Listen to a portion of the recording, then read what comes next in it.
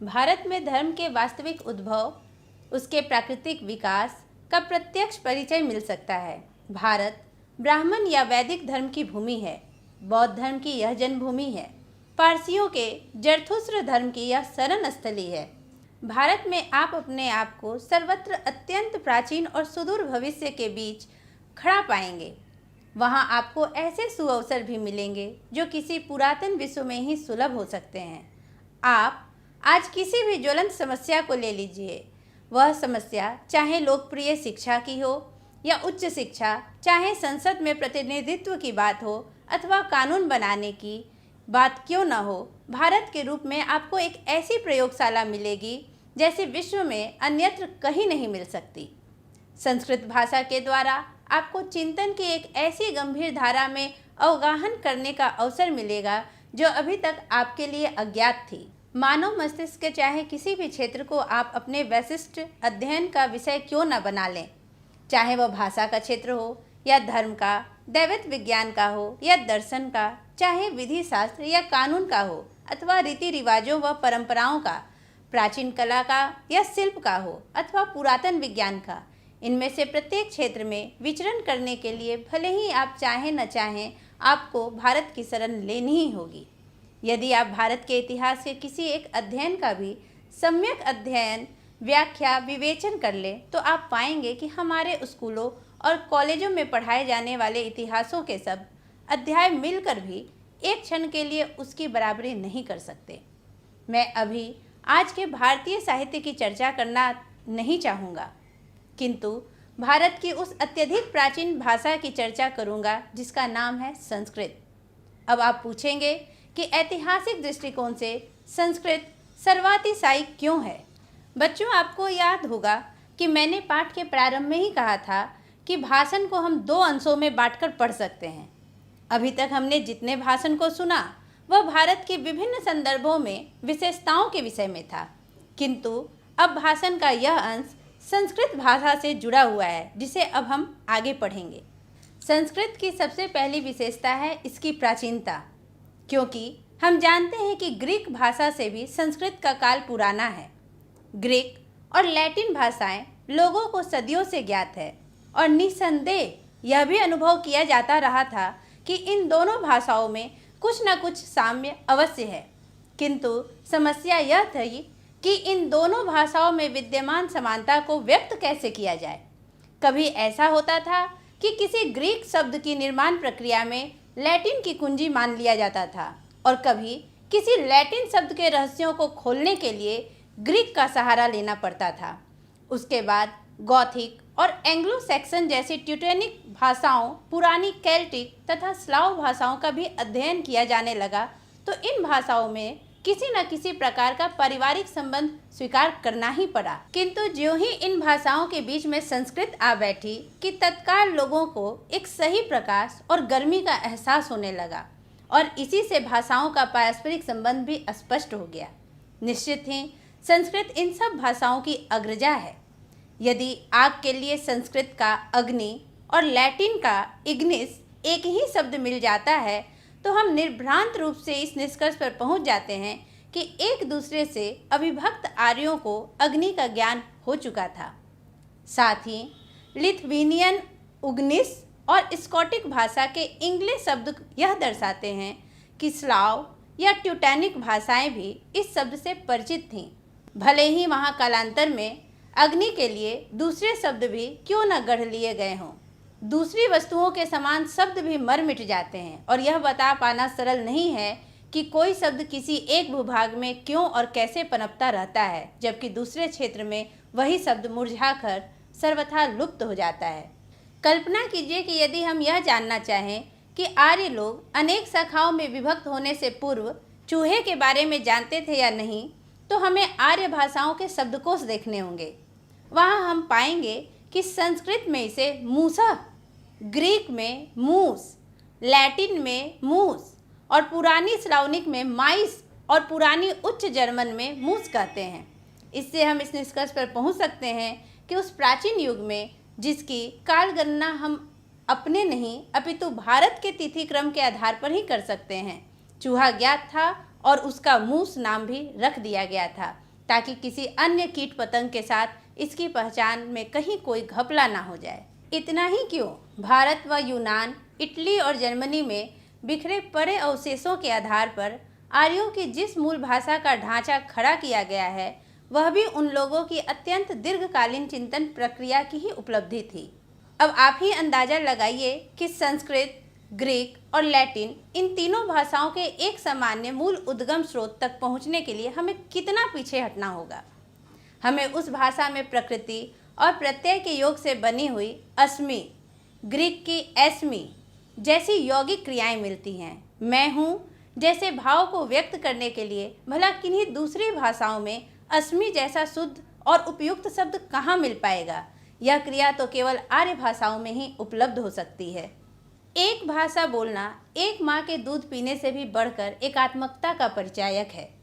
और भारत की पुरातन भाषा संस्कृत सारभूत रूप से वही है जो ग्रीक, लैटिन या एंग्लो सैक्सन की भाषाएं हैं। संस्कृत भाषा और उसका साहित्य, याद रहे कि यह साहित्य 3000 से भी अधिक लंबे काल तक फैला हुआ है और यूनान व रोम के संपूर्ण साहित्य से भी कहीं अधिक विशाल है। मुझे उस एक दिन की भी याद है जब इतनी गर्मी थी कि किसी काम में मन ही नहीं लग रहा था। तभी एक सांध्य कक्ष में हमारे एक मास्टर डॉक्टर क्ली ने बताया कि भारत में एक ऐसी भाषा बोली जाती थी जो ग्रीक और लैटिन ही क्यों, जर्मन और रूसी के भी सर्वथा समान थी। यह सुनकर पहले तो हम लोगों ने सोचा कि मास्टर साहब शायद आज हल्के फुल्के मूड में हैं और कुछ मजाकिया बातें कर रहे हैं, किंतु मास्टर साहब ने तो तत्काल संस्कृत, ग्रीक और लैटिन के संख्यावाचक शब्द सर्वनाम और समान धातु रूप श्याम पट पर लिख दिखाए। अब तो हमारे सामने एक ऐसे तथ्य उपस्थित थे जिनके आगे नतमस्तक होना ही पड़ा। मैक्स मूलर ने इस अंश में संस्कृत की अनेक विशेषताओं की ओर हमारा ध्यान आकृष्ट किया है। जैसे संस्कृत की प्राचीनता ग्रीक भाषा से भी प्राचीन है। संस्कृत का अग्नि, लैटिन का इग्निस, लिथुवेनियन का उग्निस और स्कॉटिक भाषा के इंग्ले, यह सब दर्शाते हैं कि इनमें भाषिक स्तर पर कहीं न कहीं समानता थी। डॉक्टर क्ली के मतानुसार ग्रीक और लैटिन ही नहीं, जर्मन और रूसी के समान भी एक भाषा भारत में बोली जाती थी। संस्कृत, ग्रीक और लैटिन के संख्यावाचक शब्द, सर्वनाम और आदि में काफ़ी समानता है। आइए इन्हें हम एक चार्ट के माध्यम से समझें। आप इस चार्ट के माध्यम से भाषिक स्तर पर कई देशों की समानता को देख सकते हैं। देखिए, संस्कृत में मूसह जो शब्द बोले जाते थे, ग्रीक में वही शब्द मूस के रूप में बोले जाते थे, लैटिन में मूस, स्लावनिक या रूसी, स्लावनिक भाषा जो है वह रूसी भाषा को कही जाती है। रूसी भाषा में मूस को ही माइस कहते थे और जर्मन में, यानी पुरानी जर्मनी की जो पुरानी भाषा है, पुरानी जर्मन, उसमें मूस कहते थे। आप फिर से एक बार देख सकते हैं, संस्कृत में जिसे मूसा कहा जाता था, ग्रीक में उसे ही मूस, लैटिन में मूस, स्लावनिक या रूसी भाषा में माइस और जर्मन यानी पुरानी जर्मन भाषा में उसे मूस कहते थे, जिसे आज हम हिंदी में चूहा कहते हैं और इंग्लिश में रैट। कुछ शब्द यहाँ भी मैंने दिए हैं, आप देख सकते हैं भाषिक समानता कैसे है। संस्कृत में मातृ, तो ग्रीक में इसे माटेर कहते थे, लैटिन में मातेर, फारसी में मादर, जर्मन में मुत्तेर, अंग्रेजी में मदर और हिंदी में अभी हम माता कहते हैं। आप ये देख सकते हैं कि ये सारे शब्दों में समानता कहीं ना कहीं दिख पड़ रही है। ऐसे ही एक शब्द और मैंने दिया है और वह शब्द है संख्यावाची। संस्कृत में जिसे एक कहते हैं, ग्रीक में उसे हैन कहते थे, लैटिन भाषा में अण, फारसी में यक, जर्मन में एन, अंग्रेजी में वन और हिंदी में एक। आप देख सकते हैं कि संस्कृत, ग्रीक, लैटिन, फारसी, जर्मन, अंग्रेजी और हिंदी, इन सभी शब्दों में कहीं ना कहीं समानता आपको दिखती है। यह समानता शब्दों की समानता है ही, स्थान साम्य से भी हो सकता है। कई कारण होते हैं शब्दों की समानता के, जो आप भाषा विज्ञान में विस्तृत रूप से आगे की कक्षाओं में पढ़ेंगे। आगे मैक्स मूलर कहते हैं कि कल्पना कीजिए कि किसी छोटी छोटी प्रलय या भौगोलिक उथल पुथल के कारण कभी अमेरिका के लोग अपने आप के अंग्रेजी मूल को सर्वथा भूल जाएं। तब 2-3 हजार वर्ष बाद उन्हें अकस्मात मालूम हो जाए कि 17वीं सदी में ऐसी ही अंग्रेजी भाषा और उसका साहित्य विद्यमान था, तो वे आश्चर्याभिभूत होंगे। संस्कृत की खोज से हमारे लिए आज ठीक वैसी ही स्थिति उत्पन्न हो गई है। संस्कृत तथा दूसरी आर्य भाषाओं के अध्ययन ने हमारे लिए बस इतना ही किया हो, सो भी बात नहीं है। इससे मानव जाति के बारे में हमारे विचार व्यापक और उदार ही नहीं बने हैं, अपितु इसने मानव जाति के संपूर्ण इतिहास को एक वास्तविक रूप में प्रकट कर दिखाया है, जो पहले नहीं हो पाया था। भाषा विज्ञान के द्वारा हमने अब तक जो निष्कर्ष निकाले हैं, वे संस्कृत की सहायता के बिना कदापि नहीं प्राप्त किए जा सकते थे। आज हमारा इतिहास का यह अध्ययन अपने पूर्व को, अपने वास्तविक पूर्व को पहचानिए, इस फ्रेंच उक्ति को क्रियान्वित कर सकने योग्य बना है। मनुष्य ने इस विश्व में अपना वास्तविक स्थान निश्चित कर पाया है और यह जान लेता है कि उसने अपने जीवन यात्रा कहाँ से आरंभ की थी, उसे कौन सा मार्ग अपनाना और कहाँ पहुँचना है। हम सब पूर्व से आए हैं। हमारे जीवन में जो कुछ भी अत्यधिक मूल्यवान है, वह हमें पूर्व से मिला है। अगले वर्ष जब आप लोग भारत के तट पर पहुँचेंगे, तो बजाय इसके कि आपका दिल बैठने लगे, मैं चाहता हूँ कि आप में प्रत्येक को ठीक वैसा ही अनुभव हो सके जैसा कि आज से 100 वर्ष पहले सर विलियम जोन्स को उस समय हुआ था, जब उन्होंने इंग्लैंड से आरंभ की हुई अपनी लंबी समुद्र यात्रा की समाप्ति पर क्षितिज में प्रकट होते हुए भारत के तट का दर्शन किया था। सुनिए उन्हीं के शब्दों में।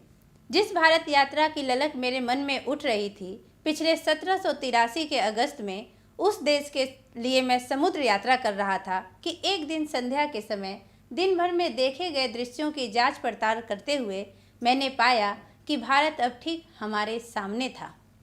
फारस या ईरान हमारी बाईं ओर था तथा अरब सागर से आती हुई ठंडी हवा हमारे जहाज के पिछले भाग से टकरा रही थी।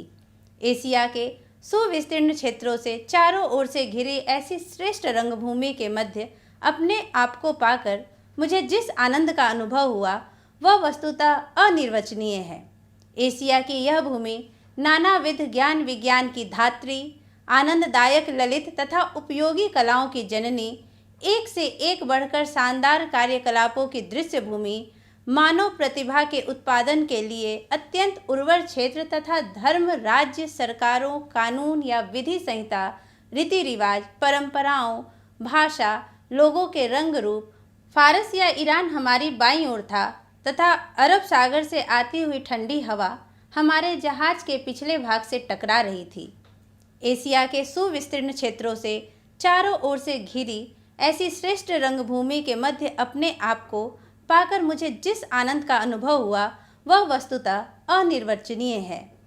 एशिया की यह भूमि नानाविध ज्ञान विज्ञान की धात्री, आनंददायक ललित तथा उपयोगी कलाओं की जननी, एक से बढ़कर एक शानदार कार्यकलापों की दृश्य भूमि, मानव प्रतिभा के उत्पादन के लिए अत्यंत उर्वर क्षेत्र तथा धर्म, राज्य, सरकारों, कानून या विधि संहिता, रीति रिवाज, परंपराओं, भाषा, लोगों के रंग रूप और आकार प्रकार की दृष्टि से अपने अत्यधिक विविधता के कारण सदा से सर्वत्र सम्मान की दृष्टि से देखी जाती रही है। मैं यह कहे बिना नहीं रह सकता कि कितना अधिक विशाल और महत्वपूर्ण क्षेत्र अभी तक अनदेखा ही रह गया और कितने बड़े व ठोस लाभ अभी तक प्राप्त नहीं किए जा सके। भारत को सर विलियम जोन्स जैसे अभी न जाने कितने सब स्वप्नदर्शियों की आवश्यकता है। भारत को सर विलियम जोन्स जैसे अभी न जाने कितने स्वप्नदर्शियों की आवश्यकता है। यदि आप लोग चाहें तो भारत के बारे में वैसे ही सुनहरे सपने देख सकते हैं और भारत पहुंचने के बाद एक से बढ़कर एक शानदार काम भी कर सकते हैं। आप नए सिकंदर को यह सोचकर निराश नहीं होना चाहिए कि गंगा और सिंध के पुराने मैदानों में अब उसके लिए विजय करने को कुछ भी शेष नहीं रहा।